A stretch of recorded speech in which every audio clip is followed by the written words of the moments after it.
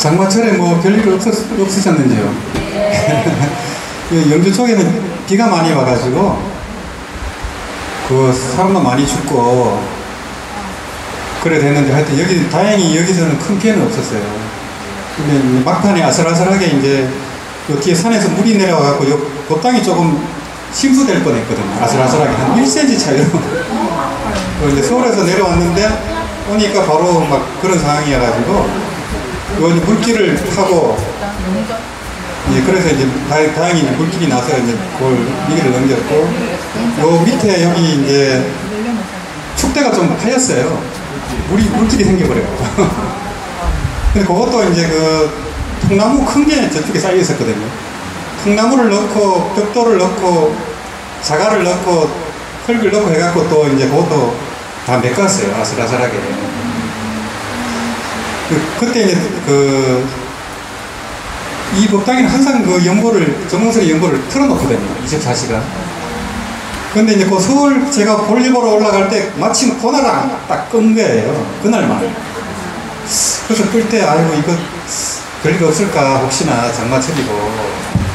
그런 느낌이 좀 들었었거든요. 근데 왔는데 아슬아슬하게 1cm 차이라 뒤에 물이 많이 보여가지고. 그렇게 위기를 건너갔습니다. 그래서 이 주변에는 막 비가 너무 많이 와가지고 산사태도 많이 나고 사람도 많이 죽고 했는데 희한하게 여기는 그래도 상대적으로 비가 적게 오는 그런 느낌이 들더라고요. 그래서 여기가 명당이어서 그런지 하여튼 뭐 다행히 또 부처님 가피로 또 주차장은 좀 파이고 했지만은 그거 다 메꾸고 원만하게 그렇게 된 것 같습니다. 뭐 최근 한 달 동안에 부산의 동명불원이라든지 서울의 강윤사에서도 연불법회가 열리고 또 고창 선운사에서 또 연불법회가 열렸잖아요. 그래서 이 연불법회가 진짜 전국적으로 그런 확산이 되고 있구나 그걸 많이 느끼거든요. 그러다 보니까 우리 회원분들이 여기 갔다 저기 갔다 엄청 바쁘시더라고요. 바쁘시고 하지만은 우리 회원님들이 법회에 굉장히 활력을 주는 것 같아요. 이제 예를 들면 동명불원 같은 경우도 원선 스님께서도 이 불자님들 안 오시면 어떡하나 걱정을 많이 하셨나 봐요. 근데 다행히 또 우리 회원분들이 또 동참을 해주셔가지고 아주 성황리에 아주 잘 된 것 같아요. 그래서 이제 법회가 계속 잘 이어졌으면 좋겠다는 그런 생각이 들더라고요. 또 원선 스님께서는 경전 선어록 강의를 아주 잘하시거든요. 오랫동안 하셨고 책도 아주 잘 만드시고 또 인품이 원만하시고 그런 분이 연불법회를 이제 이렇게 밀어주니까 참 든든한 그런 느낌이 많이 들더라고요. 그래서 또 새로운 바람이 일어나겠구나. 이 동원 스님께서도 불교TV에서 연불 법문을 했지만은 실참이 없어서 늘 아쉬웠다 하시더라고요. 결국에는 뭐 참선이든 연불이든 실참이 없으면 반쪽짜리가 될 가능성이 많아요. 그냥 구두선이라든지 또 앵무새선이라든지 힘이 없어요. 수행이 없으면은 대부분 아르마를 붙일 가능성이 많아요. 처음에는 한의심을 많이 느끼는데 수행을 안 해버리면은 또 흐지부지 됐거든요, 이게. 시간이 지나면. 근데 이제 법문도 듣고 수행도 하고 독경도 하고 이렇게 공부를 같이 하면 훨씬 깊어지거든요. 또 깨달음도 일어나고 하기 때문에. 또 우리 이제 동여 스님께서 임시를 상의하면서 제일 먼저 철화증견을 하셨거든요. 한 18년 동안에 산꼭대기에서 했는데 매달 50명씩 모였어요. 우리 고모님하고 이제 서울에서 같이 이제 동참을 하고 있거든요. 길도 험하고 산꼭대기까지 50명이 모이더라고요. 법당도 뭐 요보다 조금 더 커요. 50명이 꽉 차고 뭐 공양이라든지 저녁 공양, 아침 공양이 공양조 보살님 없어가지고 회원분들이 다 준비하고 있었어요. 그렇게 한 18년 이상 신신나게 그렇게 하셔가지고 거기서 같이 한 분들이 이제 여기저기 법회 이제 저처럼 이렇게 하고 그렇게 확산이 된 것 같아요. 그래서 동요 스님께서 참 성구적으로 또 참선하시던 분이 또 한 소식을 하고 정토 수행으로 완전히 올인했거든요. 송광사 스님께서 그 원순 스님이 소개했듯이 반야신경으로 한 소식을 하셔가지고 이제 그렇게 연불로 올인하신 거예요. 그 참선하는 분들이 동요 스님한테 가면은 그런 이제 반야신경을 통해서 그런 선법문을 또 다 하시거든요. 이제 그럼 이제 우리나라는 전통적으로 이제 참선하고 연보를 또 같이 하고 또 경전까지 같이 하기 때문에 이제 하음선이라고도 하거든요. 또 뭐 연보를 하는 분들은 또 함경을 통해서 또 정토를 또 하시고 하기 때문에 어떻게 보면은 세계에서 가장 수준 높은 정토 수행을 했었다라고 저는 생각하고 있어요. 왜냐하면 이제 불경의 왕은 함경이잖아요. 부처님이 깨닫고 맨 처음에 하신 경이고 가장 방대하고 가장 깊고 그 남방불교부터 대승불교까지 교리가 함경에는 전부 다 들어가 있어요. 빠지는 교리가 없어요.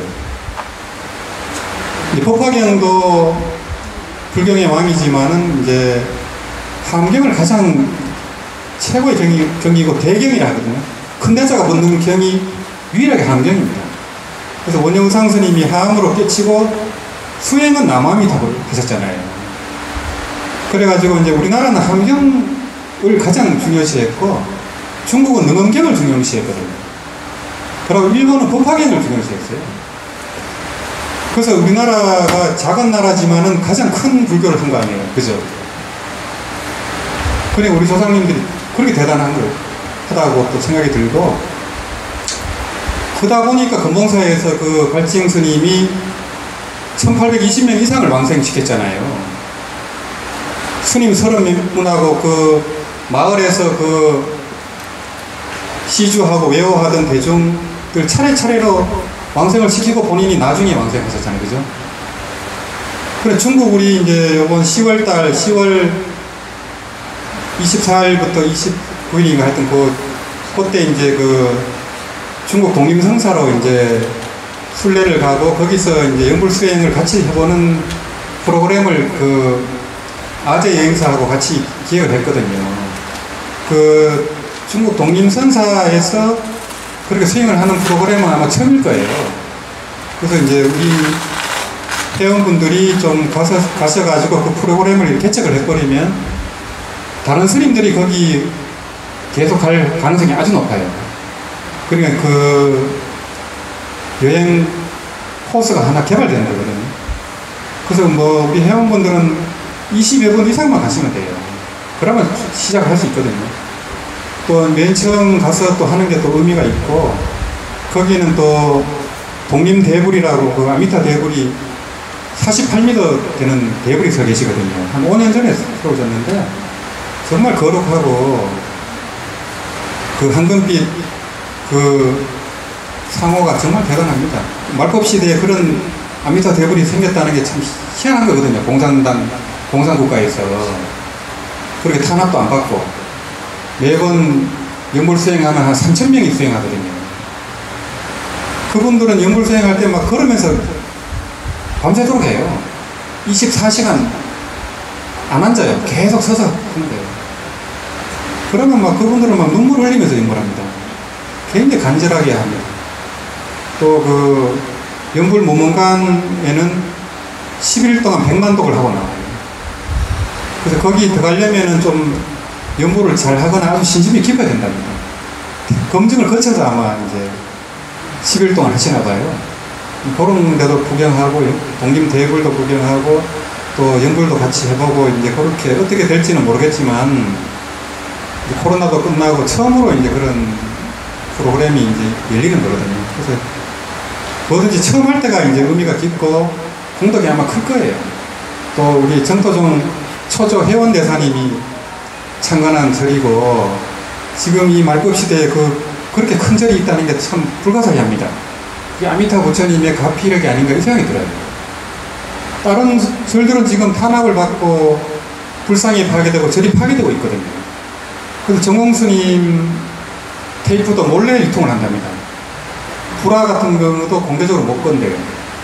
바로 법회를 할 때 20명 이상은 법회를 할 수가 없대요. 시진핑 주석이 들어오면서 그렇게 지금 불교를 탄압하고 있어요. 그러니까 중국이 지금 나라가 위태위태하겠죠. 불교를 탄압하니까. 근데 희한하게 독립선사는 그런 게 일체 없어요. 그게 참 희한한 일이다 이 생각이 들더라고요. 그래서 아미타 부처님 20력은 누구도 어떻게 할 수 없구나 그 생각이 많이 들더라고요. 그래서 거기 이제 동창우양이 있는 분들은 아까 표시하셨죠. 거기 성함 적는데 표시해 주시면 되고요. 이제 오늘 법회는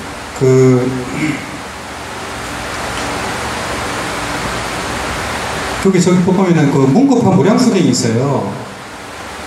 여기 한 150건 준비되어 있거든요. 그래서 경기도 광주 윤영한 거사님이 돌아가신 부친 윤세현 아버님 49제를 앞두고 150부를 법고시를 하셨어요.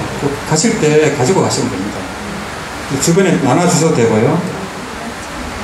그리고 서울의 이강은 연우님이 남편 윤명섭 거사님 건강발언으로 저기 백미를 올렸어요. 저번에도 올리셨는데 지금 항암 치료 중이랍니다. 그래서 연보를 하실 때 좀 같이 좀 발언을 해주시면 좋을 것 같고요. 임명스님께서 가일 공양을 이제 하셨어요. 20만원 우리 연보행자님들을 위해서 가일 공양을 해주셨어요. 스님께서요. 또 부산의 박성인 연우님이 또 대중공양을 또 10만원 해주셨고요. 또 오늘 오신 대구의 김정윤 보살님 오창열 네 분이 무량수전 에어컨을 이렇게 보시하셨다고 100만원을 또 시주하셨습니다. 네, 그리고 부산의 박성인 양산의 이순미 연우님께서 이제 대웅전의 에어컨을 또 시주하시겠다고 이렇게 말씀하셨습니다. 네, 감사드립니다. 그래서 이제 말법시대에 이 영주 외진고까지 이렇게 와서 칠해한다는 게 참 불가사의한 일이거든요. 사실은 저는 뭐 한 10분이나 오실까 그냥 했는데 너무 많이 오셔가지고 예. 그래서 이제 국내에 이제 그렇게 연불 바람이 일어나고 항상 법회를 수위 찬탄해줘야 돼요. 그러니까 내가 가는 절만 잘 되면 안 되고 연보라는 절은 다 잘 돼야 되거든요. 그래서 소개도 해주고 주변에 있는 분들을 이제 가시도록 또 안내도 해주고 동명불원에서는 제가 그렇게 홍보를 하는지 모를 거예요. 저는 연보라는 곳은 무조건 홍보합니다. 어떤 스님이든지 소개하려고 하고 대신에 이제 정봉 스님을 비방한다든지 또 무량수경을 비방한다든지 저를 비방하면 또 저는 소개는 안 합니다. 가만히 있습니다. 따로 얘기는 안 하겠지만 그래서 항상 수위 찬탄을 해야 되거든요. 수위 찬찬해버리면 그 공덕이 자기게 돼버리잖아요. 그런 게 어디 있어요? 불가사의하잖아요. 그래서 이제 오늘 이제 보현의원품 한번 독견하려고 하지만은 이 깨달음의 당체 차원에서는 일체를 부처로 보게 되거든요. 그래서 이제 중생 공양이 재불 공양이라 하거든요. 중생을 수순하고 중생을 부처님처럼 그렇게 보일 때까지 우리가 정진을 해야 돼요. 그게 안 되면 전혀 된 게 아니에요. 그냥 자기만 깨쳤다고 하는 건 자기 착각이지. 진짜 깨달음은 무연대자 동체대비가 돼야 돼요. 왜냐하면 여기 참석한 분이 전부 자기가 돼야 돼요. 우리가 살아갈 때는 잘 안 되지만은 이 부처님이라든지 깨친 분들은 그렇게 보는 거예요. 자기 아닌 게 없어요. 사람만 자기가 아니고 대인, 전물, 처사, 사람이든 물건이든 일이든 전부 부처입니다. 그래서 일체가 아미타불이 하심이라 하거든요. 우리가 이제 까먹더라도 그걸 자꾸 이제 기억을 해야 됩니다. 이렇게 대상을 일체를 볼 때 전부 마음으로 봐야 되고 환상으로 봐야 돼요. 환상으로. 꿈으로 봐야 되고 영화처럼 봐야 됩니다. 그러면 내가 이 경계에 속지 않거든요. 고통도 덜 받게 되거든요. 그래서 이제 소리를 듣고 눈으로 보고 냄새 맡는 그 당체가 있어요. 또 생각을 생각인 줄 아는 마음이 있어요. 그게 이제 보는 자라고도 하고 아는 마음이라고도 하고 주시자라고 하기도 하고 원각이라 하기도 하고 불성이라 하기도 하고 법신이라 하기도 하고 성품이라 하기도 하고 그림자 없는 나무라고 하기도 하고 mid없는 배라고도 하기도 하고 구멍 없는 피라고도 하고 이런 부치자면 한도 끝도 없어요. 그러니까 이제 견몽각치 할 때 그 아는 마음이 있어요. 망상인 줄 아는 마음이 있어요. 그걸 딱 잡아야 됩니다. 항상 폭이 딱 머물러야 돼요. 그러면 순서 작주가 됩니다. 그게 진짜 주인이지 우리 생각이 주인이 아니거든요. 생각은 도둑놈이라 하잖아요. 육적이라 하잖아요. 아니 빛을 쓰니까 전부 도둑놈입니다. 우리가 거기 속아갖고 고통을 받고 살고 있거든요. 그래서 이제 연불수행도 그렇지만은 결국에는 무아법을 통달해야 됩니다. 통달 무아법자가 돼야 되거든요. 중앙경에 내가 없는 가운데 해야 되거든요. 근데 이제 내가 무슨 가피를 얻거나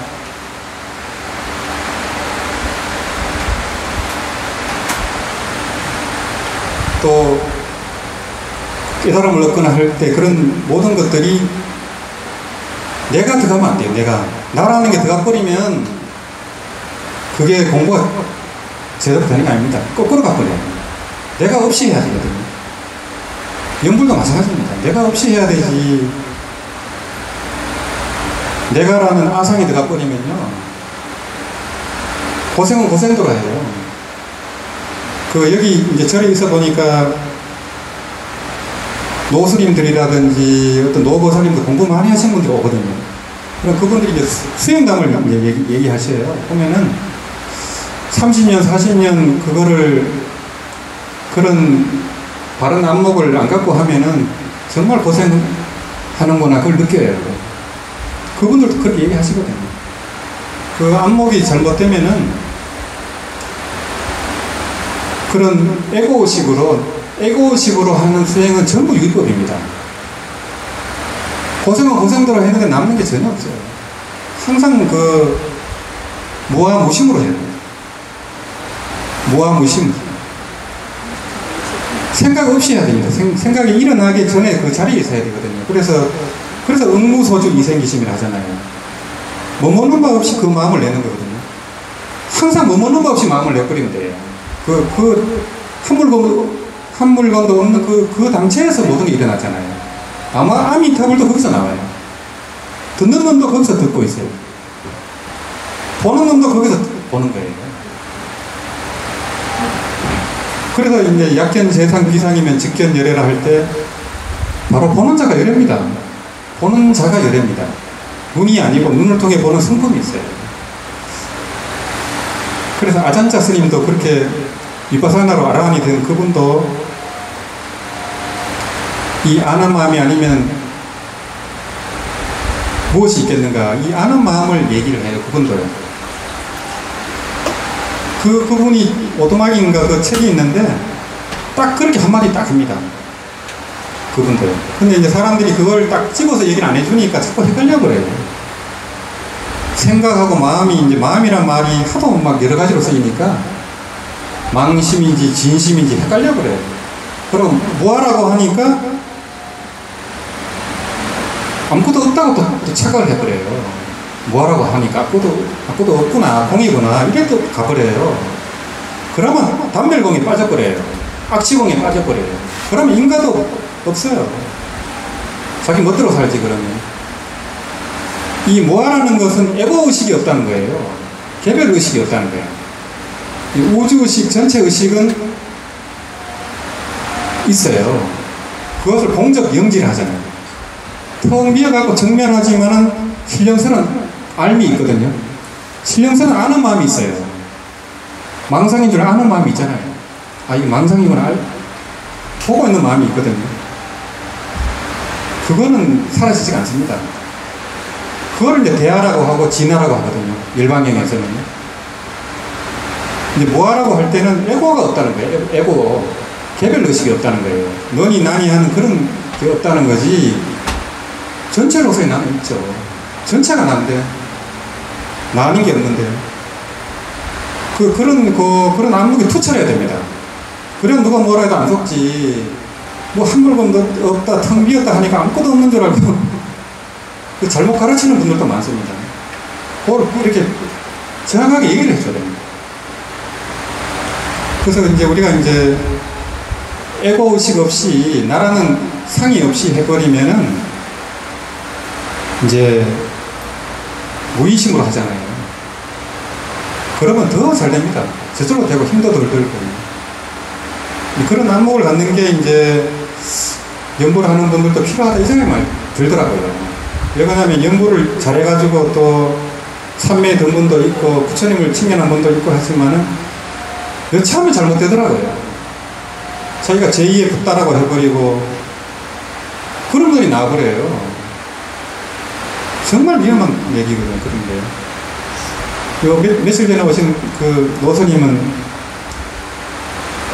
혼자 수행하실 때 그 경계가 어마어마했다 하더라고요. 천장에서 구렁이가 떨어지고 부엉이가, 큰 부엉이가 그냥 문으로 들어오고 바닥에서 손이 올라오는데 얼마나 무섭겠어요. 이제 그렇지만은 이제 이미 능언경에 그 50엄마 그런 경계를 다 알고 있잖아요. 그러면 그걸 이제 넘어갈 수 있어요. 네가 붙였다 하면 다 쏘가버리죠. 그런 격을 통해서 이제 알고 있어야 돼요. 그래서 능언경이, 이 말법 시대는 능언경이 제일 먼저 사라진다 하잖아요. 지금 능언경이 사라질랑 말랑 합니다. 교수님들이 능언경이 위경이라 하잖아요. 중국에서 만든 위경이라고 해버려요. 그러니까 이제 그 능언경을 강의할 수 있는 분도 몇 분 안 되죠, 이제는. 깊이 있게 강의할 수 있는 분이 많지 않아요. 능언경이 사라져버리면 그런 말을, 마장을 얘기해 줄 수 있는 분이 없잖아요. 부처님이 다 얘기해놨는데. 그걸 안 보면은 내가 제2의 붓다가 되고, 내가 무슨 극락보살이 되고, 극락보살이든 불보살이든 그런 자기가 불보살이라고 절대 얘기 안 합니다. 역사적으로 그렇게 얘기한 분이 없어요. 돌아가실 때 제자분들이 알게 되거나 어쩔 수 없이 돌아가실 때 그냥 얘기하는 거지, 살아있을 때 그렇게 하는 분은 없어요. 그런 사람은 분명히 외도입니다. 그래서 연불도 잘못하면 그렇게 돼버려요. 그래서 이 바른 안목을 갖는 게 그렇게 중요하다는 생각이 들어요. 그렇게 할 때 이 수행도 엄청 효과적으로 됐거든요.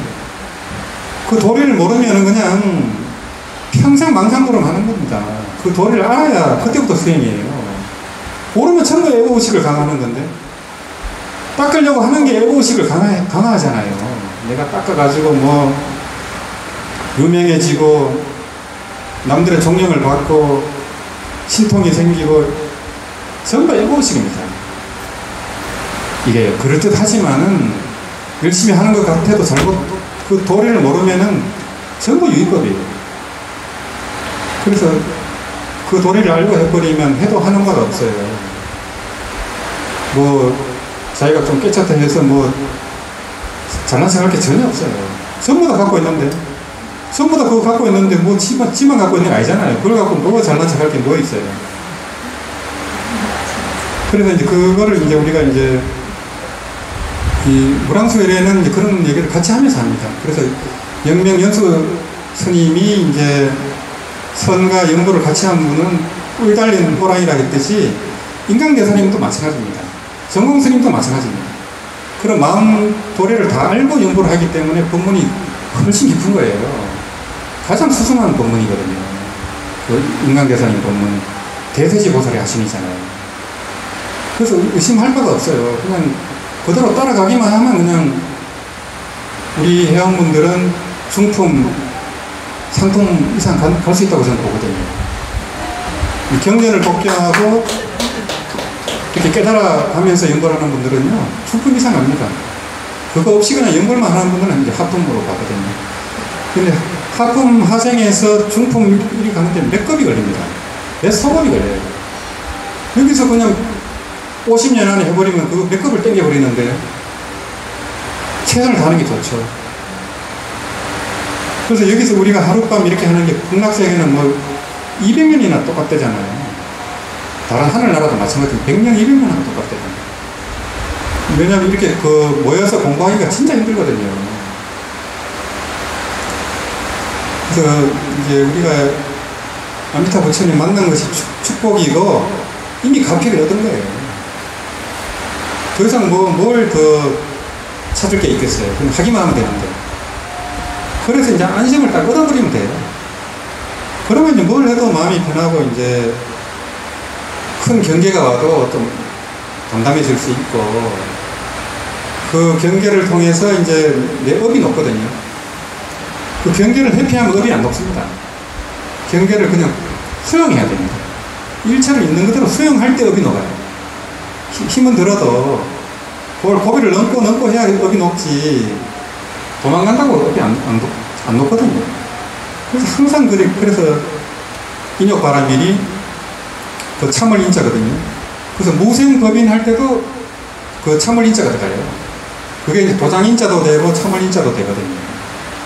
사바세계는 가민 세계이기 때문에 참지 않으면 못 삽니다.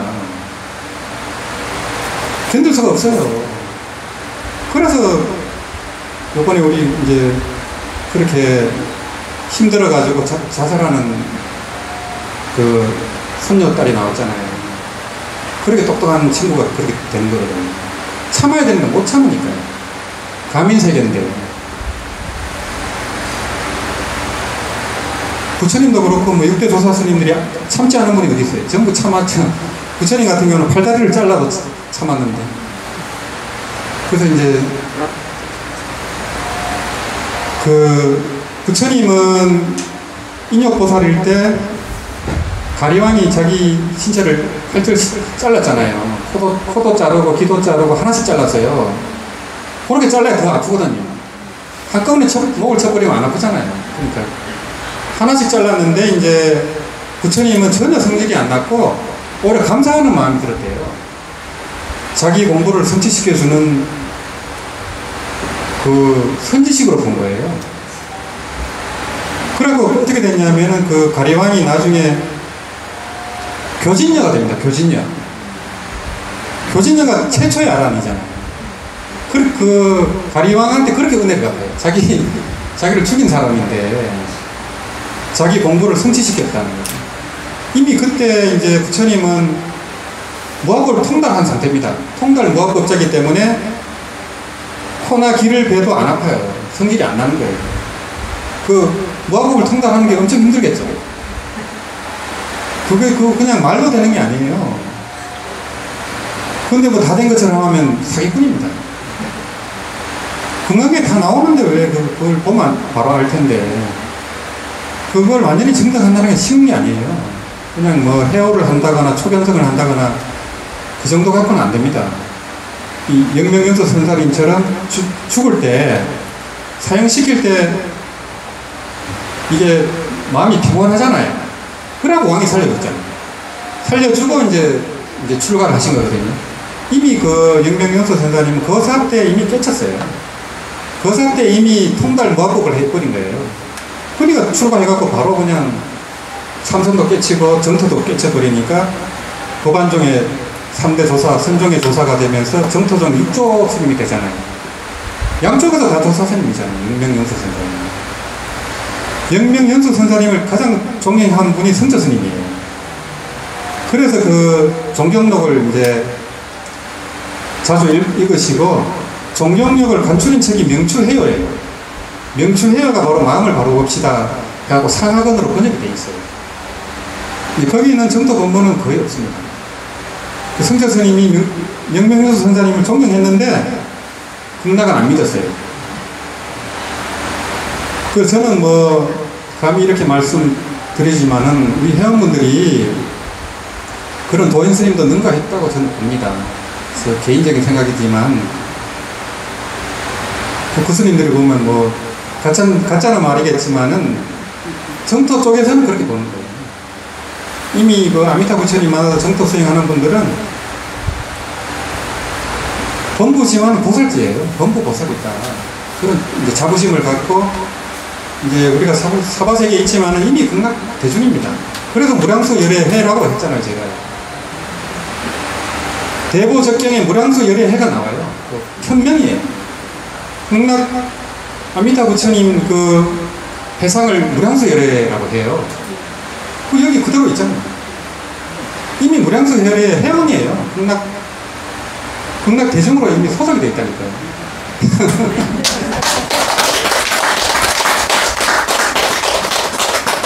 그래서 얘기가 길어졌습니다. 그래서 이제 그 정토 창법 독경하고 또 연구를 하도록 하겠습니다.